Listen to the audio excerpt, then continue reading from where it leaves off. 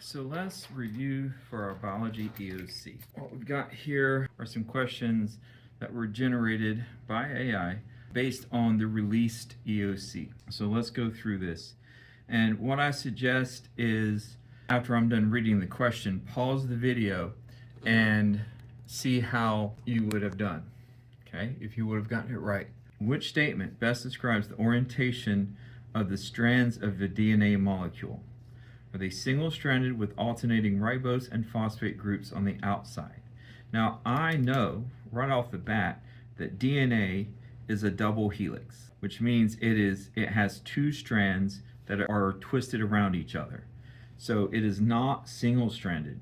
Also, it doesn't have ribose as the sugar. The D in DNA stands for deoxyribose. So the sugar is deoxyribose, not ribose.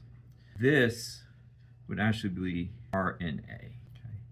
And this is just me thinking through the question here. I've never read any of these questions before this video. Double-stranded with alternating deoxyribose and phosphate groups on the sides and nitrogenous bases in the middle. Well, we said that DNA is double-stranded, so that's good. Has deoxyribose as the sugar, and the phosphate groups, yeah, and then nitrogenous bases. Okay. Now this one also says double-stranded, but it says ribose, so, and uracil. Now uracil is only in RNA. Ribose is only in RNA, but RNA is single-stranded. So this C is just completely wrong in every way that it could be wrong. Single-stranded with nitrogenous bases on the outside and deoxyribose on the inside. No, because those bases are on the inside. Remember, when you're looking at DNA, right, you've got this double helix where they twist around each other. And if you could unzip it and look at it, you know, you've got these rungs that make up the bases. So each base would be the deoxyribose, the phosphate, and then a base. Deoxyribose, actually, it's the phosphate, then the sugar, the deoxyribose, and then the base. Phosphate, sugar, base. And over here it'd be the same thing, phosphate, sugar, base. So one of these things with a phosphate group connected to a sugar, in this case deoxyribose for DNA, and then a base. This is a nucleotide, okay? And these bases can be, in DNA, can either be adenine, cytosine, thymine, or guanine. Okay? Adenine always bonds to thymine, cytosine always bonds to guanine in DNA. Okay? In RNA, the bases are adenine and uracil, cytosine, and guanine. Okay? So in RNA, the T gets replaced with uracil. So if you see a U, that is RNA, or it's made up. All right. A student conducts an experiment on enzyme activity. The results are recorded below. Trial 1. Catalase is added to hydrogen peroxide at 25 degrees Celsius. Rapid bubbling occurs as oxygen is released. Trial 2. Catalase is added to hydrogen peroxide at 80 degrees Celsius. No bubbling is observed. Which conclusion is best supported by these results? The high temperatures increase the rate of enzyme catalyzed reactions.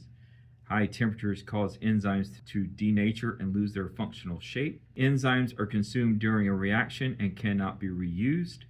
Hydrogen peroxide evaporates too quickly at high temperatures for a reaction to occur. Okay, so pause the video and pick your answer. All right, welcome back. All right, so we added the same enzyme. Remember, anything that ends in ase is an enzyme. All right, so catalase is added to hydrogen peroxide at 25 degrees, and there's bubbling. It's added at 80 degrees, and there's no bubbling. So the difference in the setup is temperature, and the different result is bubbling versus no bubbling. So something happened at the higher temperature to make the reaction not occur. And enzymes are never used up. They're reusable, okay? So it's not C because enzymes are reusable. Hydrogen peroxide evaporates too quickly, no. And so that leaves either A or B. If the high temperatures increase the rate of enzyme catalyzed reaction, we would see more bubbling, not less. So So it's not that one. It must be B. The temperatures cause the enzyme to denature, means that the shape has changed and you've lost. Once the shape changes, the function changes and the enzyme no longer works. All right, let's look at that last question here. Again, I'll read it, then you can pause. In a forest ecosystem, squirrels rely on acorns from oak trees as their primary food source. A disease kills 50% of the oak trees in the area. How will this most likely affect the squirrel population? The squirrels will immediately adapt to eat pine needles to maintain their population size. The squirrels will increase the birth rate to compensate for the loss of trees. The squirrels' population will decrease as individuals compete for limited food resources. The squirrels will move to a new ecosystem and then return once the trees have grown back.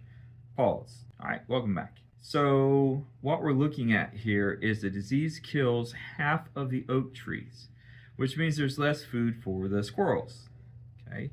First of all, immediate adaptation is not a thing. Adaptation takes several generations, if not hundreds or thousands of years. So no. Squirrels will increase their birth rate to compensate for the loss of trees. What does one have to do with the other? Increasing the birth rate just means there's more squirrels to starve to death because there's not enough trees. So no. The squirrel population will decrease as individuals compete for limited food resources. All right. So this makes sense. If there's less food, there's going to be more competition, which means somebody's getting out competed and they're not going to survive. The squirrels move to a new ecosystem. Maybe they might, but they're not going to return. They're going to get a letter saying, hey, please come back. All the trees are good now. No, they're not. So it's got to be C. Okay. Now, the next question, which is most likely a eukaryotic animal cell? 1, 2, 3, or 4. All right. So that's the question. We're looking for an animal cell. So we're looking for a eukaryote and an animal. All right. So we got cell 1, 2, 3, 4, and we're looking at whether or not they have a cell wall, chloroplast, mitochondria, ribosome. Now, right off the bat, okay, ribosomes are in all cells. Mitochondria are in all eukaryotic cells. Chloroplasts are only in plant cells. Well, plant, algae, but basically plants, okay? Which plants are eukaryotic, but they are not animal cells. Cell walls can actually be in prokaryotes or in eukaryotes. It depends on what the cell wall is made of. If it's made of cellulose, then it's a eukaryotic plant cell. If it's made of something else, it's probably a bacteria, which would be a prokaryote. All right? So all 4 cells have a ribosome because all cells have ribosomes. Okay? All cells, if you don't remember, all cells have 4 things. They have DNA. Now, it might be in a linear chromosome or it might be in a circular plasmid, but they have DNA. They have cytoplasm. That's that jelly-like stuff that fills up the cell. They have a cell membrane, which controls what goes in and out of the cell. And they have ribosome. Every cell ever found on planet Earth has these 4 things. All right, so ribosomes doesn't help us narrow it down. All right, mitochondria are in all eukaryotic cells, plants, animal, fungi. They all have mitochondria. So since 3 and 4 do not have mitochondria, I think we can eliminate them. All right. Number 1 does not have a chloroplast, meaning it could be an animal cell. Cell 2 does have a chloroplast, so it's probably a plant. Number 2 has a cell wall. Again, it's probably a plant. So if number 2 is a plant, 3 and 4 are eliminated, then number 1 must be the eukaryotic animal cell. It has the mitochondria and it has ribosomes. All right, next question. Now we already did this one, so I'm going to go ahead and look at number 5. The DNA sequence reads GACTTACCG. How many amino acids will this specific sequence code for? 1 amino acid, 3 amino acids, 9 amino acids, or 3 amino acids? All right, pause. All right, now that you're back with your answer, let's see what we got. A DNA sequence, and we know that 3 bases Remember those base pairs? Okay. 3 bases is what we call a codon. This DNA sequence will code for an M sequence. In this case, it would be C. Okay. And then this mRNA codon gets trans on with tRNA, and that would be G on the tRNA. And this tRNA, which is kind of shaped like a T, that's part of how it got its name. I like to think that the T standing as transfer, because they're like the transfer trucks. They bring amino acids. Each codon, each DNA codon codes for one mRNA codon, which codes for one transfer RNA, which means one amino acid. So if each 3 letters is one amino acid, how many amino acids will this sequence code? 1, 2, 3. So the best answer would be B. All right. Number 6. If a cell fails to complete DNA replication during the S phase, but continues through the rest of the cell cycle, what will be the most likely result for the daughter cells? They will be larger than the parent cell. They will have an identical amount of DNA as the parent cell. They will have an abnormal amount of genetic material and may not survive. They will immediately enter a second round of mitosis to fix the error. All right, pause and get your answer. All right, welcome back. If a cell fails to complete DNA replication, so when we're talking about DNA replication, okay, you've got to remember the cell cycle. All right, now you have the G1. This is where the cell grows and it does some of the things that it's supposed to do. Then you have the S phase. This is where it synthesizes. See, that's what the S synthesizes DNA, copy. All right, so it copies the DNA. Then we go into the G2 phase. Here it duplicates organelles, all right, and these organelles get copied because once the cell divides, both new cells need DNA and they need organelles. All right. Now, this section here is the mitosis, and that is split up into prophase, metaphase, anaphase, and telophase. And then this last slice of the pie here, this is telophase. So this is where the cell actually divides. Mitosis divides the nucleus, so that there are 2 nuclei, each with a copy of the DNA. When was the DNA copied? During the S phase. All right. Telophase divides the cytoplasm so that the one cell becomes 2 cells. All right. Now, in this question, fails to complete DNA replication during the S phase. So it failed to copy the DNA here, but it still went through mitosis and went through telophase. So what would happen is you would have one cell that maybe has 46 chromosomes. It's going to divide, and you might have one that has 46 chromosomes, but the other one only has 32 because you did not completely copy the DNA. Okay, so this cell is not going to have all the instructions it needs, so it's probably going to die. This one might die too, depending on how the cell is divided. All right, so looking at our answer choices, they will be larger. No. They will have an identical amount of DNA as the parent. No. It literally says that you failed to copy the DNA. They will have an abnormal amount of genetic material and may not survive. That sounds good. They will immediately enter a second round of mitosis. No, because again, they may not survive. All right, so I like to draw diagrams and do that. Once the test starts, anything you put on your scratch paper, you can use that. Just don't let other people see it. All right, number 7. While all cells in a human body contain the same genome, a muscle cell and a nerve cell perform very different functions. What is the reason for this difference? Muscle cells have many more DNA than nerve cells are haploid, while muscle cells are diploid. Each cell type expresses only specific genes required for its function. Nerve cells lose unnecessary DNA as they mature. All right, pause, get your answer. All right, welcome back. So let's take a look here. Now there's some interesting words used here. There's the word haploid, which means you have one of each chromosome. So sometimes we see that written as 1N. And we see diploid, which is 2N. You have 2 of each chromosome. So for example, we're talking about mitosis, you start off with a diploid cell, right?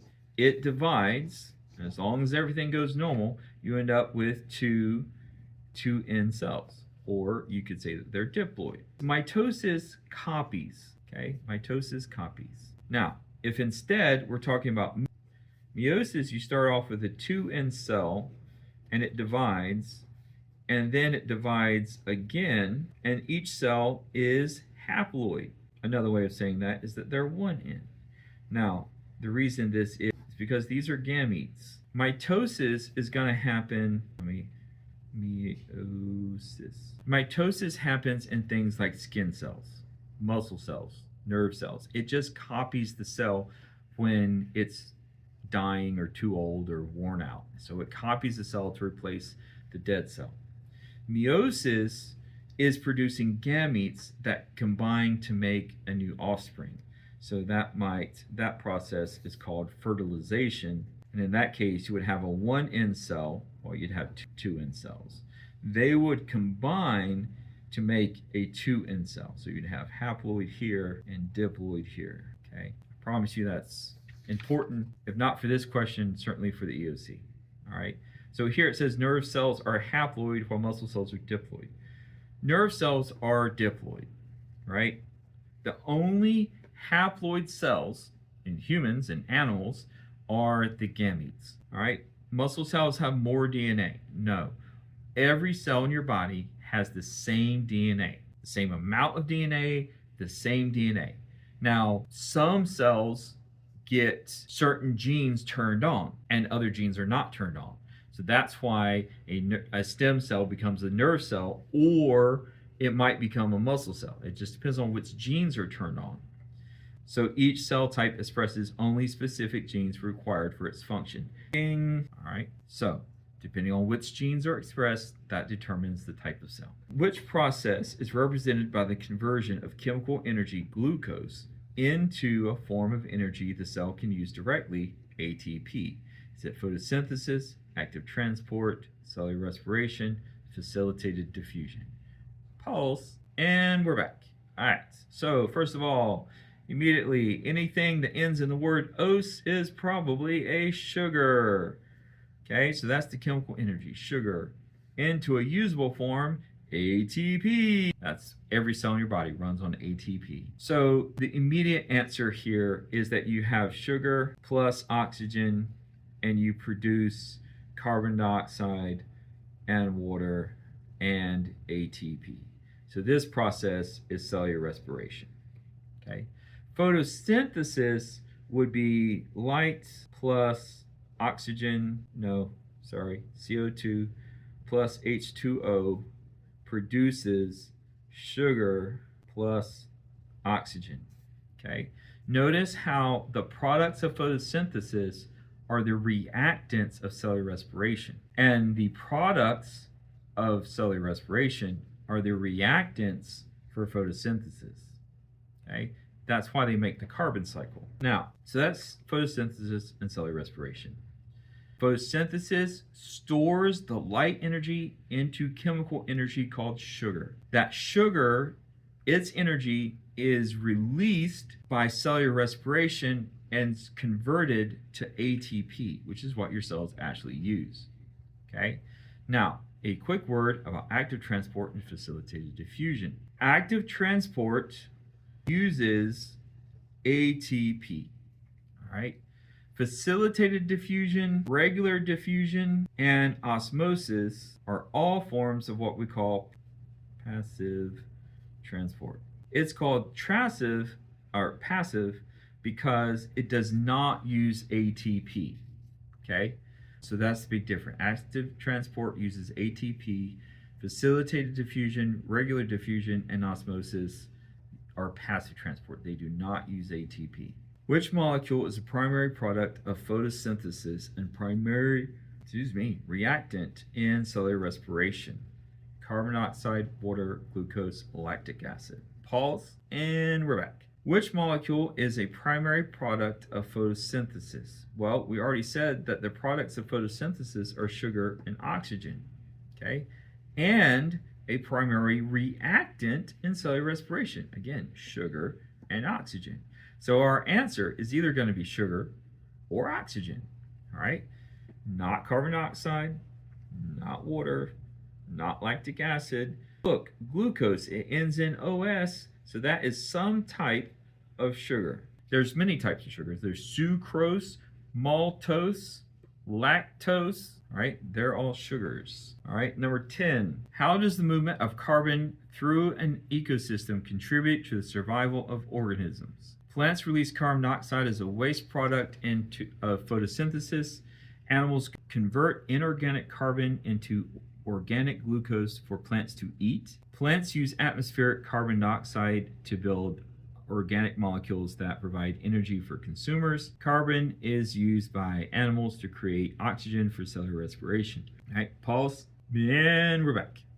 How does the movement of carbon dioxide in ecosystem contribute to survival of organisms? Well, the movement of carbon is, you've got the carbon dioxide that animals breathe out and that plants take in to make sugars, and then animals eat the sugars to get energy, and they release carbon dioxide back into the atmosphere, so forth and so on. Plants release carbon dioxide. No, plants release oxygen. Animals release carbon dioxide. So, like this should say oxygen as a waste product of photosynthesis. Animals convert inorganic carbon into organic glucose for plants to eat. Well, plants don't really eat, and animals don't create glucose. They use glucose, so no. Plants use atmospheric carbon dioxide, yes, to build organic molecules like cellulose and glucose that provide energy for consumers. Well, that sounds good to me. Carbon is used by animals to create oxygen. Animals don't create oxygen. Okay, so no. So C would be your answer there. All right, questions 11 through 15 refer to the following information and diagrams. The marshland cycle. The diamondback terrapin is a turtle that lives in brackish coastal marshes. These marshes experience daily shifts in salinity due to the tides. To survive, the terrapin cells must constantly regulate the balance of water and salt to maintain homeostasis. So here we have a terrapin cell in salt water. So we see there's a lot of stuff outside of the cell. A lot of these salt stuff has high salinity, and then inside the cell there's not as much stuff. So we have a hypertonic solution outside of the cell. And then we have a coastal marsh food web where the grasshopper gets eaten by the terrapin, and the raccoon might also eat the terrapin. The snail eats the algae, the terrapin eats the snail. So we've got our producers, primary consumers, secondary consumers, and tertiary consumer. This diagram is also pointing out the 10% rule, where from each trophic level, only 10% of the energy is actually gained. The other 90% is lost by metabolism, heat, running around trying to catch the food, trying to escape predators. So each level only profits 10% of what they eat. Okay. Now a quick word about this hypertonic. So hypotonic, isotonic, hypertonic. Hypotonic, there is less stuff outside of the cell than inside the cell. So water moves into the cell more than out. The cell swells up, bursts, and dies. Isotonic, water moves in and out at equal rates. Iso means equal. Nothing happens here. Hypertonic, the solution outside of the cell has a higher concentration than inside.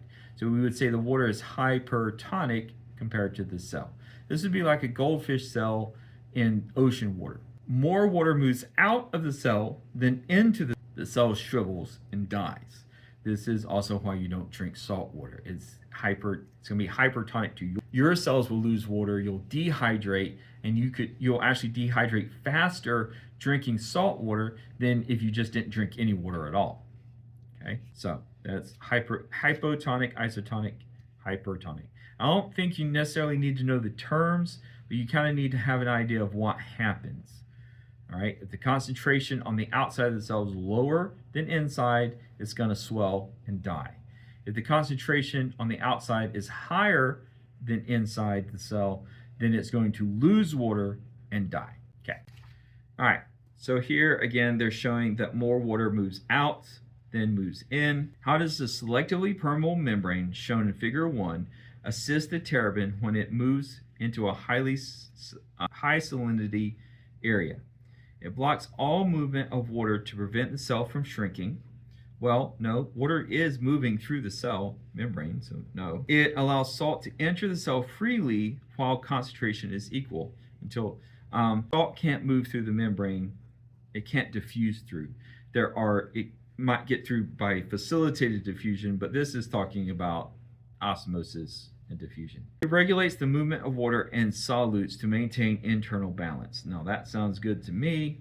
It dissolves to allow the cell to expand and store more water. No.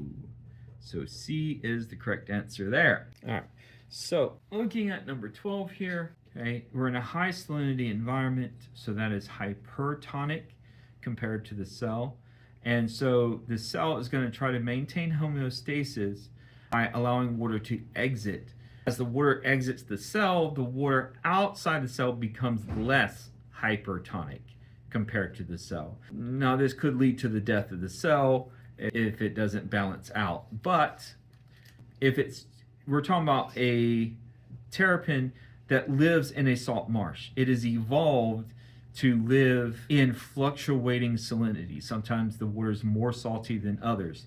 And so this is how it's going to maintain homeostasis when the water is more salty. When the water is less salty, water would move into the cells. All right, scientist wants to study how different salinity levels affect the rate of osmosis in terrapin tissue. Which experimental design is most appropriate? Place one tissue sample in high salinity water and observe it for 24 hours. Place identical tissue samples in 3 different salt concentrations and measure their mass at regular intervals. Place tissues from 3 different turtle species in the same salt concentration and record the results once. Add salt to a tank of water until the turtle's behavior changes. All right, pause, and we're back. All right, if you want to test this, salinity levels affect the rate of osmosis is just the diffusion of water. So it's water moving through the membrane of the cell, either into the cell or out of the cell. That's all osmosis is. All right. So you need different salinity levels.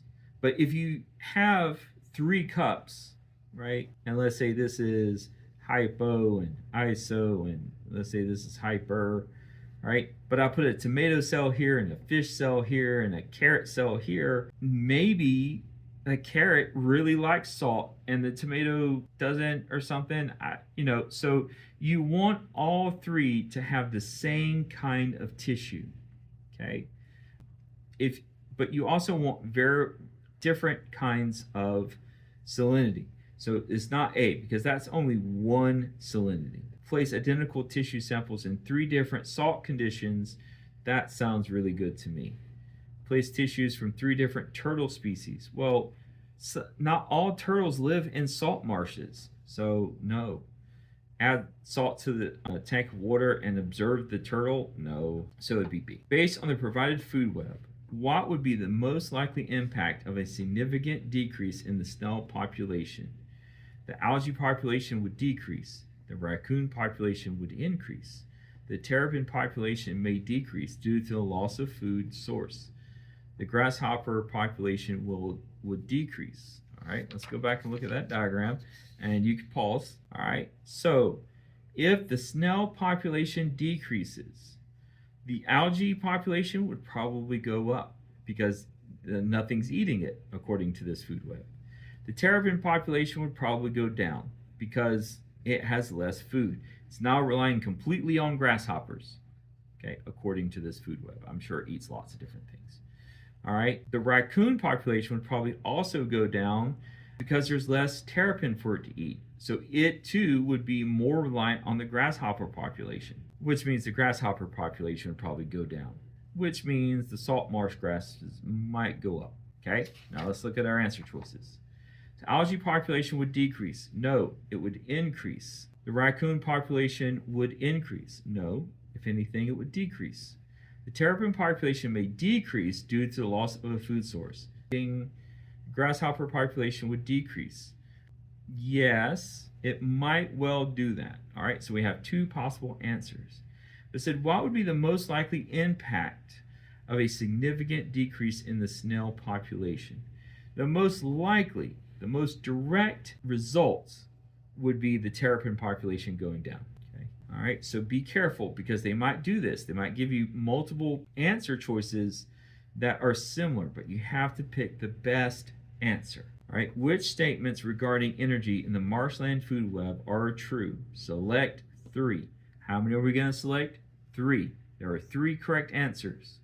Okay, this is not multiple choice. Well, I guess it is a type of multiple choice, but there are 3 answers that you have to select. Okay, all right, so pause and back. The raccoon is a primary producer. No, it's not even a primary consumer. It's a secondary consumer or maybe a tertiary consumer. The salt marsh grass has the most energy available in the food web. Well, the grass or the algae, so maybe. Energy decreases as it moves from the grasshopper to the terrapin. Yes. Terrapin receives energy from both snails and grasshoppers. Yes, because it eats both. Decomposers are the top predators? No, they're not predators, they're decomposers. So your answers would be B, C, and D. All right, number 16. Which diagram correctly represents the flow of energy and the number of organisms at each level in a stable ecosystem? An upright pyramid, producers at the base, tertiary consumers at the top. An inverted pyramid, consumers at the base, producers at the top. A rectangular block where all levels are the same size, or a diamond shape with the most energy in the middle. All right, so let's take a look here because you know what? I got to draw a diagram. All right. So we've got A, B, C, and D. An upright pyramid, so upright pyramid, producers at the base, and tertiary consumers at the top, TC for short. An inverted pyramid, consumers at the base, and producers at the top. A rectangular block, a diamond shape with the most energy in the middle. All right, so you should be able to quickly narrow this down. It's not C, it's not D. You should at least know it's a pyramid or a triangle. And you should know that producers always have the most energy. They also have the most biomass. All right, so it's gonna be A. Anyway, B is, I mean, they do have producers at the biggest part, but producers don't eat consumers, right? The energy doesn't flow from the consumer to the producer. No, so it would have to be A. So A would be our best answer. All right, we're almost done with this video. A non-native species of vine is introduced to a North Carolina forest. How does this introduction most likely affect the native plants? All right, this is a non-native species, okay? It will increase the biodiversity of the forest. It will decrease competition for sunlight among native plants. It will outcompete native plants for resources like space and nutrients. It will be immediately eaten by native herbivores, maintaining stability. All right, let's pause. All right, welcome back. Non-native species. So we're talking about an invasive species, most likely. How does this introduction most likely affect the native plant? It is not going to increase biodiversity. It may actually decrease biodiversity. It will decrease competition for sunlight. No, it's a vine that's probably going to climb the trees. I got a feeling this question might be about something called kudzu. If you don't know what that is, look it up. It's the vine that ate the South. It will outcompete native plants for resources like space and nutrients. Ding.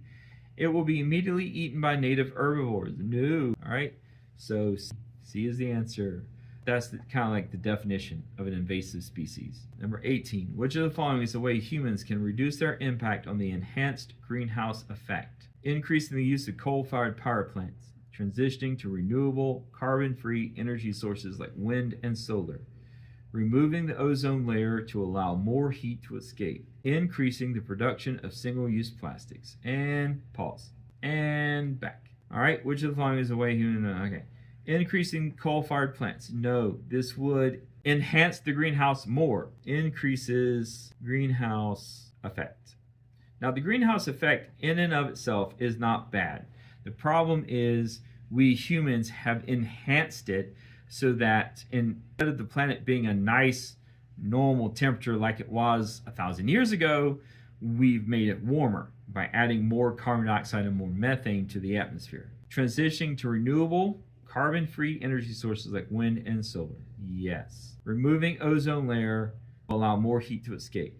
Okay, so the ozone layer does not trap heat, really.